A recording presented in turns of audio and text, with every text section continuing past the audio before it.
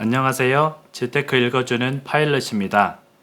제가 어제 올렸던 동영상 있죠?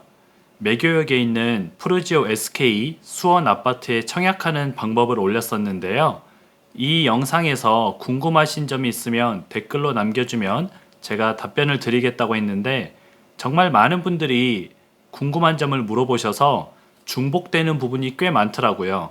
그래서 제가 일일이 중복되는 대답을 달아드리는 것보다 한 번에 여러분들이 궁금해하시는 Q&A를 쭉 정리해서 말씀드리는 게 더 도움이 될 것 같아서 이렇게 영상을 찍게 됐습니다. 그러면 제가 하나하나 읽어보면서 바로바로 말씀을 드릴게요. 첫 번째로 예치금을 언제까지 넣어야 되나요? 이렇게 물어보신 분들이 꽤 많았는데 예치금은 모집 공고가 나오기 전까지 그 금액이 들어가 있어야 됩니다. 그래서 이번에는 2월 7일 날 모집 공고가 나왔죠. 제가 그 모집 공고를 보고 여러분들한테 설명을 드렸던 거고요. 이번에는 만약에 금액이 부족하다면 안 되지만 이 기회에 돈을 미리 넣어두면 다음번부터는 이런 모집 공고 나왔을 때 예치금 때문에 청약을 못하는 일이 없겠죠. 그래서 예치금은 모집 공고일 기준, 그러니까 제가 어제 보여드렸던 공고문이 나오기 전까지 예치금이 들어가 있어야 됩니다. 그리고 규제 지역 아닌가요? 이렇게 물어보셨는데 이게 굉장히 좀 헷갈려요. 실제 수원 팔달구는 조정 지역입니다. 하지만 청약에서 보면은 청약 비규제 지역이기 때문에 이걸 제가 처음 알았을 때도 담당 공무원한테 전화를 해봤어요. 그런데 그 공무원조차도 헷갈려 하더라고요. 이거를 잘 정리해서 한번 말씀을 드리면 제가 표를 좀 보여드리면 좋은데 지금 이제 핸드폰으로 녹화하고 있어서 제가 말씀으로 드릴게요. 조정지역이긴 하지만 비청약 과열 지역이기 때문에 청약에서는 규제가 없어요. 그렇기 때문에 여기 보시면은 전매 제한, 그러니까 당첨이 되고 나서 6개월이 지나면 언제든지 팔 수가 있습니다. 서울 같은 경우는 무조건 당첨이 되면 입주를 해야 되죠. 하지만 이건 2월 27일인가 당첨자 발표가 나면 그 이후에 6개월이 지나면 이거를 프리미엄을 받고 파셔도 됩니다. 그리고 투기 지역이나 규제 지역에서는 청약 가입 후 2년이 경과해야 되고요. 세대주만 청약을 할 수 있고요. 그러니까 예를 들면은 한 가정이 있으면 보통은 아빠가 세대주죠. 그 아빠만 청약을 할 수 있었는데 비규제 지역은 아니죠. 그리고 청약 통장도 1년만 있으면 되고요. 과거 5년 이내에 다른 주택에 당첨이 되셨으면 규제 지역에서는 또 청약을 못합니다. 하지만 제가 말씀드렸던 청약 비규제 지역이기 때문에 수원은 가능하고요. 2주택이 있으면 또 청약을 못합니다. 그런데 수원은 2주택이 있어도 청약이 가능하죠. 대신 1순위는 안 되고 2순위로 청약이 가능합니다.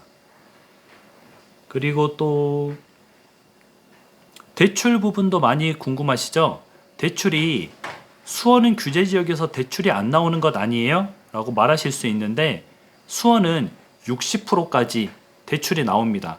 그래서 계약금 10%를 넣고요. 예를 들면은 4억 5천짜리 주택에 4,500만 원을 입금을 하고 당첨이 되면 나머지 60%는 중도금은 대출이 됩니다.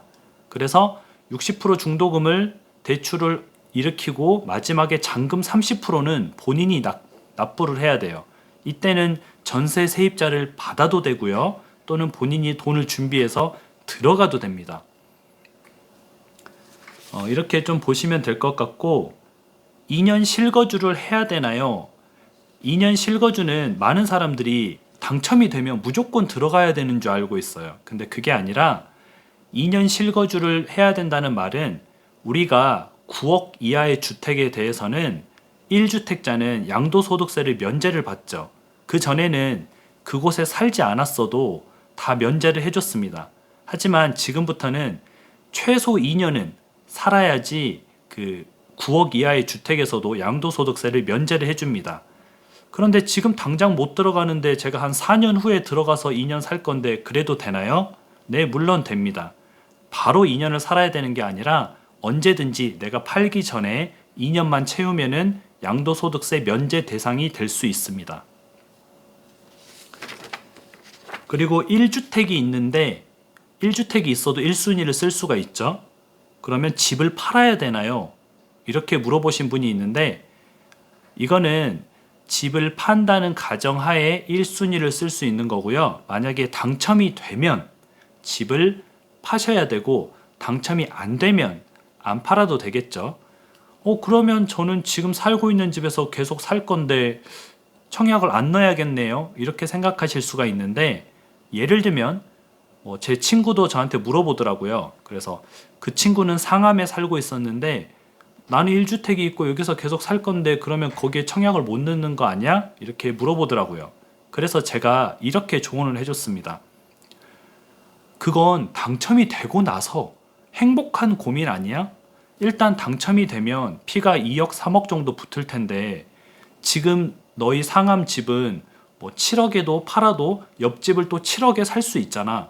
나 같으면 일단 넣어보고 당첨이 되면 그때 상암 집을 7억에 팔고 이미 팔았죠. 그러면 이제 무주택자가 됐죠. 그리고 전세를 한 바퀴 살고 다음에 또 옆집을 사든지 이렇게 할 거야. 이렇게 말을 해줬습니다. 그러니까 1주택이 있어서 못한다 그런 것보다도요. 여기는 당첨이 되면 당장에 최소한 2억, 3억의 그런 수익을 볼 수 있잖아요. 본인 주택이 꼭 팔면 안 되는 그런 주택이 아니라면은 2억, 3억의 차익을 보고 다른 지역으로 가든지 아니면 옆동으로 가든지 이사를 한번 해도 됩니다. 옆동을 사서 가도 되고요. 다른 지역을 사서 가도 되고 지금 서울은 7억에 팔아도 7억에 또 살 수 있잖아요. 옆집을. 그렇기 때문에 그런 방법을 한번 고민해 보는 것도 좋습니다. 순서만 잘 바꾸면 되는 거죠. 근데 물론 이제 서울 집을 다시 살 때 대출이 안 나오겠죠. 그 부분은 좀 감안을 하셔야 됩니다. 그리고 지방 사람은 안 되나요? 지방 사람은 제가 말씀드렸다시피 이곳은 수원 거주자 또는 수도권 거주자, 서울 거주자, 인천 거주자 이렇게까지밖에 안 되기 때문에 청약을 하실 수가 없습니다. 그런데 바로 옆에 있었던 힐스테이트 푸르지오 같은 경우도 미계약이 42가구가 나왔죠.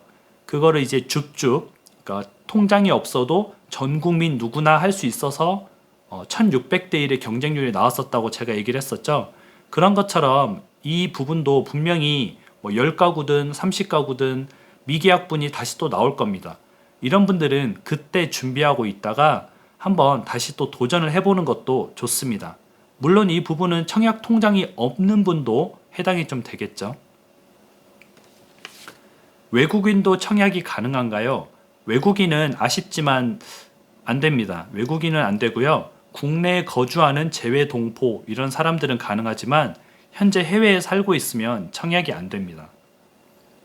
계약금만 있으면 되나요? 물론 계약금만 있으면 되죠. 정 안 되면은 4,500만 원의 계약금을 납부를 하고요. 그리고 중도금을 1차가 6월에 있습니다. 그러니까 2월에 당첨이 되면 6월에 중도금 1차 10%를 내야 되는데 4,500만 원을 내야 되는데 그 돈이 없잖아요.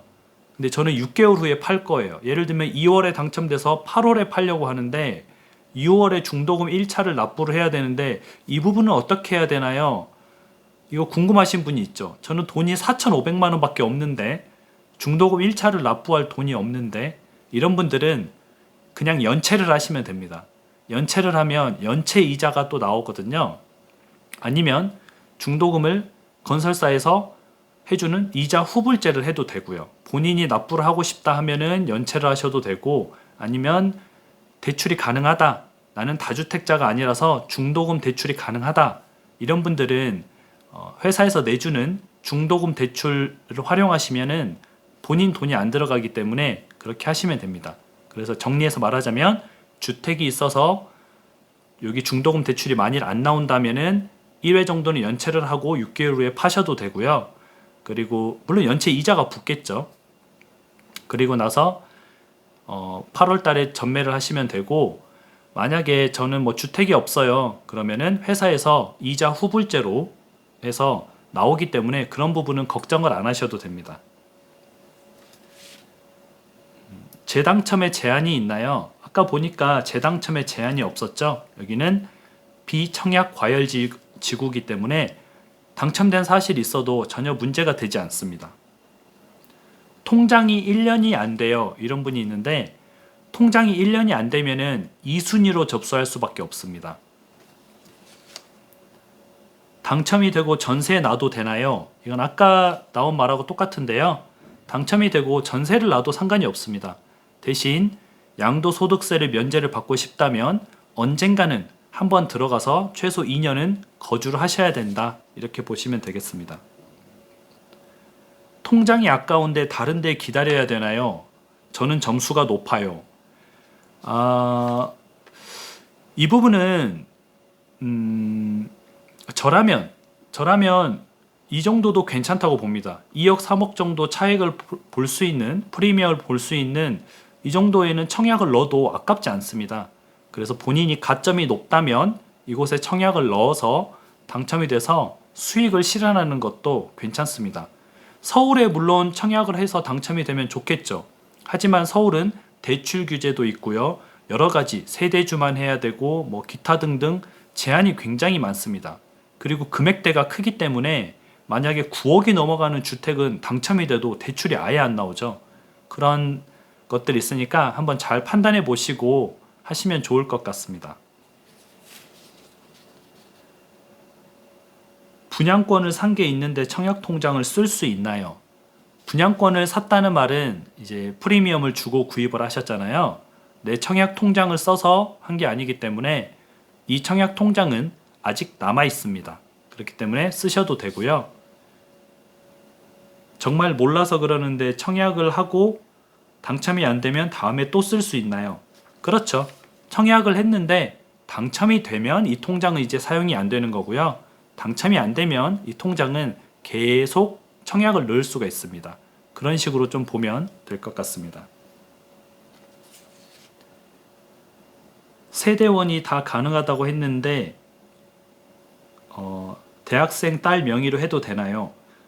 대학생 딸이 수원에 거주하고 있다면은 거주를 1년 이상 했다면, 그리고 청약 통장이 1년짜리 이상이 있다면 1순위가 되기 때문에 대학생 딸이 청약을 해도 당연히 되겠죠. 제가 저번에 말씀드린 대로 청약 통장이 있다면 아빠도 따로고요, 엄마도 따로고, 자식도 따로고, 부모님이 계시다면 부모님도 따로입니다. 그렇기 때문에 여러 명이 한꺼번에 청약을 하면 당첨 확률이 굉장히 높아지겠죠.